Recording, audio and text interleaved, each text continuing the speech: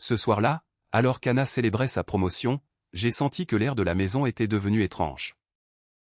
Dans notre belle maison bourgeoise, en région parisienne, où flottait encore récemment l'odeur du café matinal, et où résonnaient nos douces conversations sur l'avenir, la musique résonnait désormais à plein volume.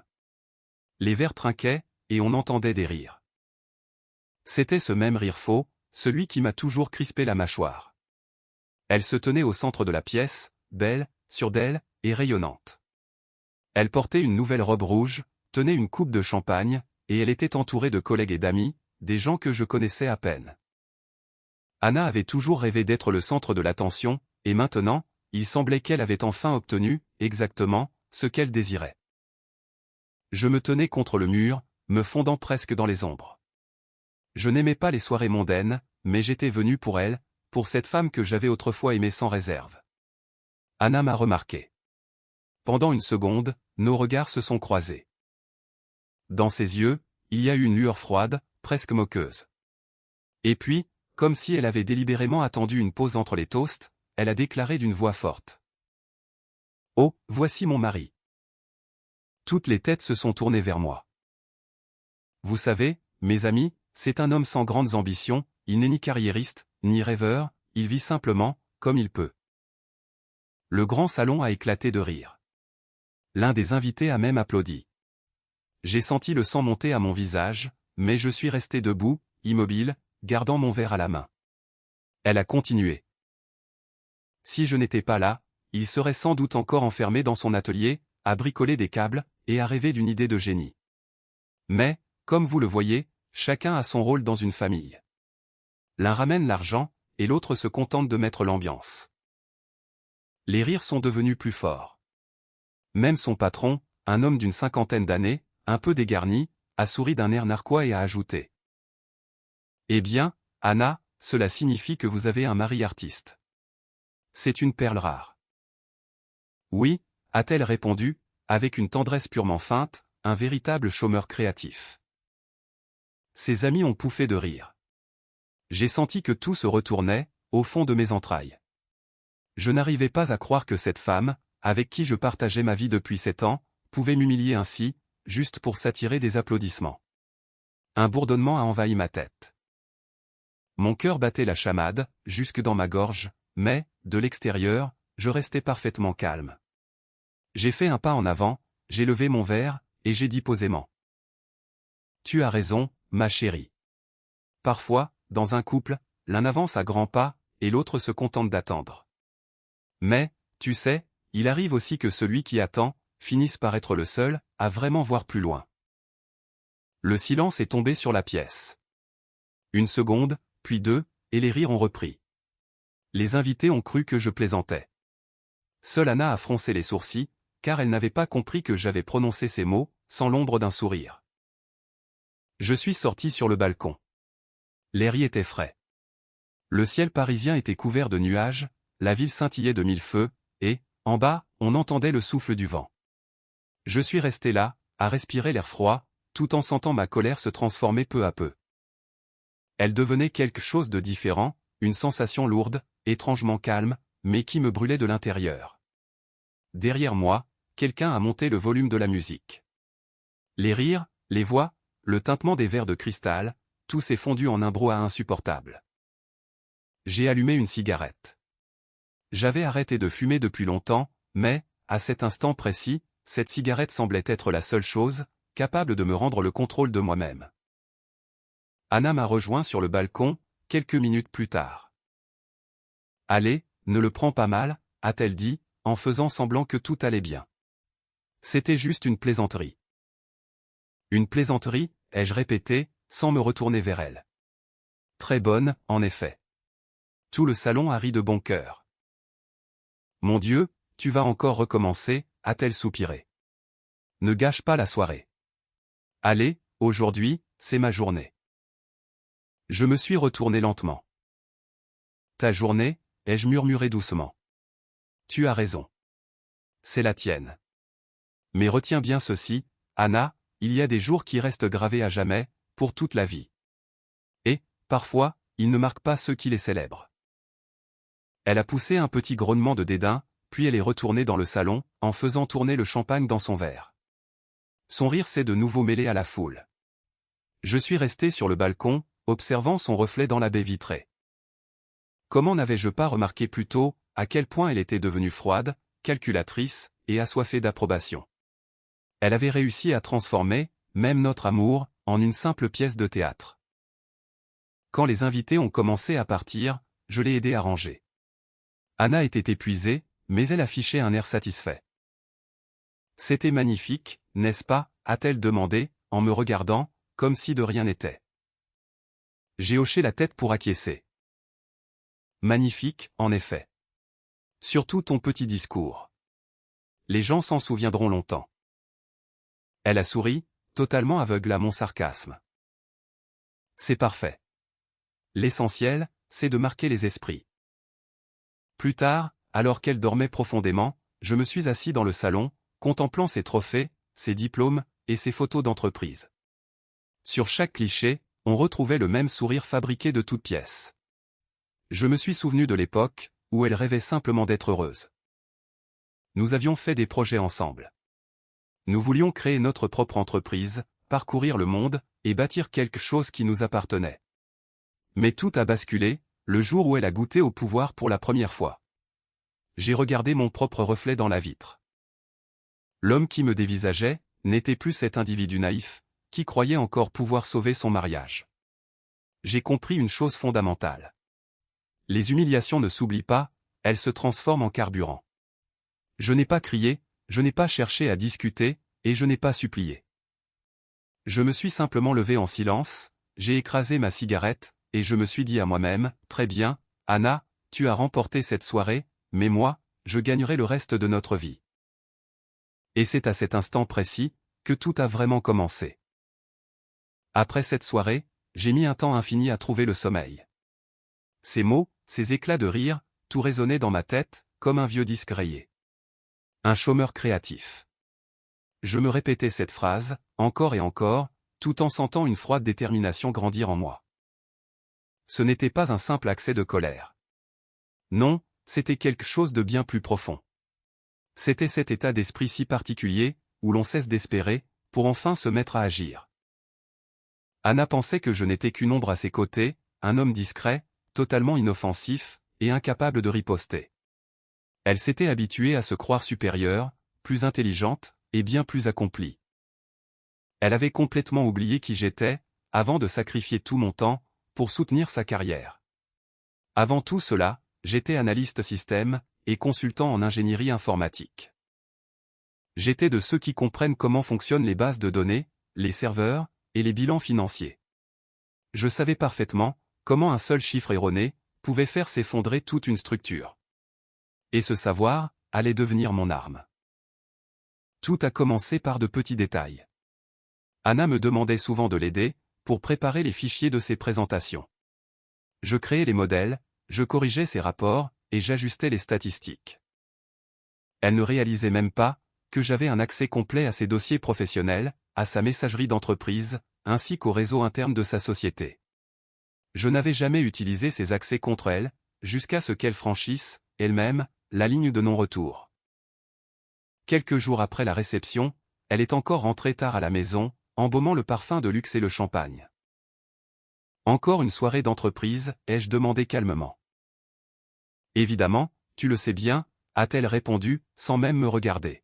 « Nous avons un projet crucial en ce moment, tout le bureau travaille tard. » J'ai hoché la tête pour valider, mais je savais déjà la vérité.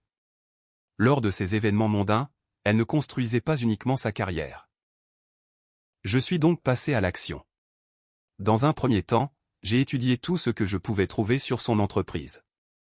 J'ai analysé la hiérarchie, le système comptable, et la base de données des clients de la société. Ensuite, j'ai créé une copie de certains fichiers stratégiques, sous prétexte de faire des sauvegardes de sécurité. Anna n'avait pas la moindre idée que je possédais désormais ses bilans personnels. L'étape suivante relevait de la haute précision. Je savais qu'elle devait bientôt rendre un bilan financier annuel, un document dont dépendait sa future nomination à la direction. Son patron lui accordait une confiance aveugle, ce qui signifiait que personne n'irait vérifier les chiffres dans les moindres détails. J'ai simplement modifié quelques valeurs, j'ai altéré 2 ou 3 formules dans les tableaux Excel, et j'ai ajouté quelques transactions fictives. L'ensemble paraissait parfait, à condition de ne pas savoir où chercher l'anomalie. Chaque soir, lorsqu'elle s'installait devant son ordinateur portable, je l'observais discrètement. Elle cliquait sur ses tableaux, elle générait des graphiques colorés, intimement persuadée que tout était sous contrôle. De mon côté, je restais assis face à elle, faisant semblant de lire l'actualité, alors que, dans ma tête, je comptais les jours qui nous séparaient de sa chute. Un soir, elle a fini par me demander. « Tu as un comportement étrange ces derniers temps. Est-ce que tout va bien ?» « Bien sûr, » ai-je répondu, avec un léger sourire aux lèvres. « Je réfléchis juste au moyen de devenir aussi brillant que toi. » Elle a ricané avec suffisance. « Eh bien, pour arriver à ça, il faut avoir un minimum d'ambition, mon chéri. » J'ai hoché la tête en silence, et, à cet instant précis, j'ai compris que ma vengeance était déjà en marche. 3 semaines se sont écoulées. Un jour, je l'ai surprise au téléphone, en train de se vanter auprès d'une amie. Après la présentation de ce bilan, ils vont obligatoirement me nommer directrice du département. Tout le monde, au bureau, répète que sans moi, la boîte s'effondrerait. Elle riait aux éclats. Elle arborait ce même sourire glacial, et terriblement arrogant. Le lendemain, elle est partie à une réunion importante. Comme elle avait laissé son ordinateur sur le bureau, je me suis connecté au système, et j'ai accompli mon acte final. J'ai écrasé les copies de sauvegarde. Désormais, même si le service informatique tentait de restaurer une ancienne version, le fichier contiendrait les mêmes erreurs. Tout avait été conçu, pour donner l'impression, que c'était Anna, en personne, qui avait commis cette faute impardonnable. Le jour de la fameuse présentation, je me suis réveillé à l'aube. Anna était prête, élégante, et débordante de confiance. « Souhaite-moi bonne chance », m'a-t-elle lancé, en boutonnant sa veste de tailleur. « Bonne chance », ai-je murmuré calmement. « De toute façon, c'est toujours toi qui gagnes. » Le soir venu, je me suis mis à attendre. Elle n'est pas rentrée à 20h, ni à 21h, ni même à 22h. Ce n'est qu'aux alentours de minuit, que la porte d'entrée a claqué. La femme qui a pénétré dans le salon, était méconnaissable. Son maquillage avait coulé, ses yeux étaient rougis par les larmes, et ses mains tremblaient de façon incontrôlable. « Que s'est-il passé ?» ai-je demandé, en feignant une profonde inquiétude. Elle s'est effondrée sur une chaise. « Tout est fichu », a-t-elle murmuré, la voix brisée. Le bilan financier. Il était truffé d'erreurs. Des montants erronés, des incohérences, et même des fuites de données. Toute la direction est persuadée que c'est de ma faute. Mais comment une telle chose a-t-elle pu arriver, ai-je demandé, avec un air stupéfait, bien que je connaisse parfaitement la réponse. Je n'en ai aucune idée, a-t-elle répondu, en sanglotant bruyamment. Ils ont annoncé l'ouverture d'une enquête interne. Si les soupçons se confirment, je vais absolument tout perdre. Je me suis approché d'elle doucement, et j'ai posé ma main sur son épaule. Ce n'est rien, lui ai-je dit, d'un ton réconfortant. Tu es une femme forte. Tu vas t'en sortir. Elle a levé les yeux vers moi. Pour la première fois depuis très longtemps, il n'y avait plus la moindre trace d'arrogance dans son regard. Je n'y voyais que du désarroi, et une peur viscérale. « C'est toi » a-t-elle murmuré, comme frappée par une illumination soudaine. « C'est toi qui as fait ça. » J'ai laissé échapper un léger rire. « Moi ? Non, ma chérie. Je crois simplement qu'il ne faut jamais se moquer de ceux qui ont la patience d'attendre. » Elle s'est effondrée en larmes. Ses pleurs ravageaient son visage autrefois si parfait, emportant avec eux les derniers vestiges de cette fausse assurance, derrière laquelle elle se cachait. Je me tenais simplement à côté d'elle, contemplant avec calme l'effondrement total de son univers. 2 jours plus tard, elle a été licenciée pour faute grave. Sans la moindre lettre de recommandation. Et sans aucune indemnité de départ. Elle a bien essayé de contester la décision, elle a harcelé ses anciens collègues au téléphone, mais tout le monde lui a tourné le dos. Sa réputation, dans le milieu des affaires parisiens, était définitivement détruite. Je ne ressentais aucune joie. Non, ce n'était pas un sentiment de triomphe, c'était une véritable libération. Autrefois, elle m'avait humilié devant tout le monde, elle m'avait réduit à l'état de moins que rien. Désormais, elle subissait exactement la même douleur, mais multipliée par 1000. Et, le plus effrayant dans tout cela, c'est que je n'avais même pas eu besoin de mentir. J'avais simplement laissé son propre narcissisme causer sa propre perte. Lorsqu'elle a fini par saisir l'ampleur du désastre, je me suis contenté de lui adresser une seule phrase. Tu sais, Anna, tu as toujours répété que la vie était un jeu. Eh bien, dans ce jeu, tu as fini par affronter quelqu'un qui sait jouer bien mieux que toi. Après son licenciement, Anna a semblé disparaître de la surface de la Terre. Les premiers jours, elle restait prostrée à la maison, murée dans le silence. Sans maquillage, loin de son téléphone portable, et sans cette lueur d'ambition qui l'animait toujours. Je l'observais de loin, et deux sentiments contradictoires s'affrontaient en moi, une profonde satisfaction, et un immense vide. Elle ne haussait plus le ton, elle ne faisait plus de plaisanteries, et elle ne se moquait plus de personne. À vrai dire, elle ne parlait presque plus. Parfois, au milieu de la nuit, je l'entendais pleurer en cachette dans la salle de bain, pensant que je dormais. Parfois, elle sortait dans la cour, vêtue d'un simple peignoir, pour s'asseoir sur un banc, le regard perdu dans le vide. Tout ce qui forgeait sa fierté, son poste de cadre, son réseau professionnel, son assurance, et son statut social, s'était volatilisé en l'espace d'une seule semaine. Et, avec tout cela, avait également disparu cette femme brillante, que j'avais autrefois tant admirée. Quelques semaines plus tard, elle a tenté de retrouver un poste dans d'autres entreprises. Mais les rumeurs s'étaient déjà propagées dans tout le secteur. Certains affirmaient qu'elle était coupable de fuite de données confidentielles, tandis que d'autres ajoutaient qu'elle avait tout simplement perdu ses compétences. Aucune de ces candidatures n'a obtenu la moindre réponse. Je la regardais, jour après jour, se briser à petit feu. Un matin, elle s'est approchée de moi, et elle a murmuré faiblement. « C'est bien ce que tu voulais, que je perde absolument tout, n'est-ce pas ?»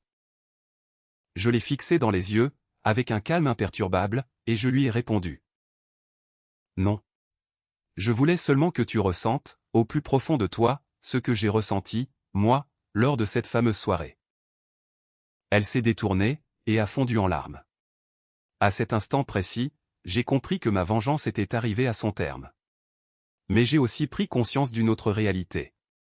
Elle n'était plus mon ennemie. Elle n'était plus que l'ombre brisée, de la personne que j'avais tendrement aimée. Un mois s'est écoulé. Anna a fait ses valises. Il n'y a eu ni crise de larmes, ni longue dispute.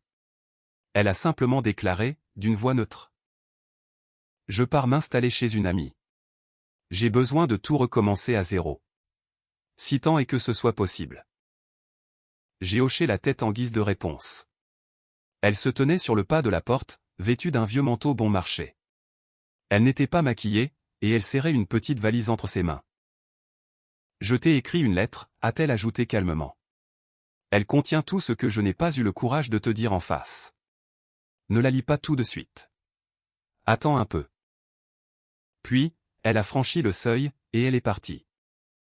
Lorsque la porte d'entrée s'est refermée derrière elle, je suis resté immobile un long moment, à écouter le silence absolu. Dans cette grande maison, où résonnait autrefois le bruit de ses pas, on n'entendait plus que le lent tic-tac de l'horloge du salon. J'ai pris l'enveloppe qu'elle avait laissée sur la table basse. Je ne l'ai pas ouverte, je l'ai simplement glissée dans le tiroir d'un meuble. Le jour suivant, j'ai retiré la totalité de l'argent, qui se trouvait sur notre compte bancaire commun. Elle savait pertinemment que je ferais cela, et pourtant, elle n'a rien fait pour m'en empêcher. Visiblement, tout cela lui importait peu désormais. Quelque temps après, j'ai mis la maison en vente. Personne dans mon entourage ne savait où je comptais aller, et cette idée me plaisait beaucoup. Pour la première fois depuis des années, j'avais l'impression de respirer à plein poumon, d'exister par moi-même. J'ai quitté la région parisienne, pour m'installer dans une ville de province, grise, paisible, et loin de toute agitation mondaine. J'ai loué un modeste appartement, qui donnait directement sur le fleuve, et j'ai retrouvé un poste dans la maintenance informatique, exactement comme avant. Là-bas, personne ne connaissait mon passé, personne n'avait jamais entendu parler d'Anna. J'ai repris ma vie à zéro. Et croyez-moi, c'est devenu incroyablement facile, quand vous laissez derrière vous, ceux qui vous écrasent, sous le poids d'un amour factice. Parfois, à la tombée de la nuit, je m'asseyais près de la fenêtre de mon salon. Je repensais à cette soirée, à son rire moqueur, au verre de champagne, et au visage hautain, de ces gens qui me prenaient de haut. Je me disais avec soulagement, que ces personnes ne croiseraient plus jamais ma route. J'avais bel et bien tenu la promesse, que je m'étais faite à moi-même, lors de cette terrible nuit. Presque une année entière s'est écoulée. Un jour, en faisant défiler le fil d'actualité de mes réseaux sociaux, je suis tombé par hasard sur une photo d'elle. Anna travaillait maintenant comme serveuse, dans un petit bistrot de banlieue. Sur l'image, elle n'était pas maquillée, ses yeux trahissaient une immense fatigue. Elle affichait un léger sourire, mais on n'y décelait plus la moindre once d'assurance. J'ai fixé l'écran pendant de longues minutes. Je n'ai ressenti aucune joie mesquine, aucune jubilation malsaine, juste un grand silence intérieur. Il est vrai que, parfois, les gens finissent par récolter exactement ce qu'ils ont semé. Mais lorsque cela se produit enfin, on ne ressent pas de bonheur, on éprouve seulement de la lassitude. J'ai refermé mon ordinateur portable, et je suis sorti pour me promener. La soirée était plutôt fraîche. Le fleuve chuchotait doucement, racontant quelque chose de très ancien. Je me suis fait la réflexion, que la vie était vraiment étrange. Parfois, elle ne nous punit ni par des mots blessants, ni par des coups violents, mais simplement, en laissant le temps faire son œuvre. Il suffit de rester en retrait, de ne rien faire, et la personne finit par détruire elle-même, tout ce qu'elle avait mis des années à bâtir. Une semaine plus tard, j'ai reçu une lettre, sans aucune adresse d'expéditeur. Elle avait été envoyée sur ma vieille boîte postale, celle que je n'utilisais presque plus. J'ai immédiatement deviné de qui elle provenait. À l'intérieur, il n'y avait qu'une seule feuille de papier, soigneusement pliée. Le message disait ceci. J'ai enfin compris. Il est trop tard, certes, mais j'ai compris. C'est moi seul qui ai tout détruit. Tu n'as été qu'un miroir tendu devant moi, un miroir dans lequel j'ai enfin pu voir la personne affreuse, que j'étais réellement devenue. Si je pouvais remonter le temps. Pour revivre ce soir où tu te tenais seul sur le balcon, je m'approcherai de toi, je te présenterai mes excuses, et je te supplierai de rester. Mais il est trop tard. Je te souhaite de trouver la paix. Pas forcément le bonheur, mais simplement la paix de l'esprit. Anna. J'ai relu cette lettre à plusieurs reprises, puis je l'ai soigneusement replacée dans son enveloppe. Je ne ressentais ni colère, ni pitié. Seulement une sorte de mélancolie douce et tiède, semblable à celle que l'on ressent, après une longue journée de pluie. La vengeance était définitivement consommée, mais, avec elle, une partie de moi-même avait également disparu. Cet homme blessé, qui avait attendu, qui avait observé dans l'ombre, et qui avait tant souffert, cet homme-là n'existait plus. À sa place, il restait un autre être, froid, apaisé, et profondément fatigué par la souffrance. Je ne lui ai jamais répondu, je n'ai pas cherché à la revoir, et je n'ai plus jamais cherché à savoir ce qu'elle devenait. J'avais compris que la véritable vengeance, ce n'est pas de hurler sa haine, de tout briser sur son passage, ou de verser le sang. La véritable vengeance, c'est ce silence implacable, dans lequel votre ennemi n'entend plus que l'écho de ses propres erreurs. C'est ce moment si précis, où il réalise soudainement, qu'il n'a pas perdu de l'argent, un emploi prestigieux, ou un statut social envié, mais qu'il vous a perdu, vous.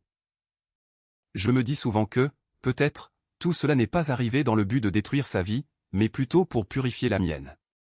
Et aujourd'hui, quand je regarde mon reflet dans le miroir, j'y vois un homme nouveau, un homme qui ne laissera plus jamais personne se moquer impunément de lui. Je vis simplement, et dans un calme absolu. Je vis sans amour, sans haine, et sans le moindre regret. De temps en temps, le soir, je lève mon verre de vin rouge, en regardant par la fenêtre. Je contemple la nuit, et je murmure doucement, pour moi-même, à ce silence retrouvé après la tempête. À ma propre survie. Et, quelque part au plus profond de moi, je suis intimement convaincu, qu'elle entend aussi ce toast, où qu'elle soit.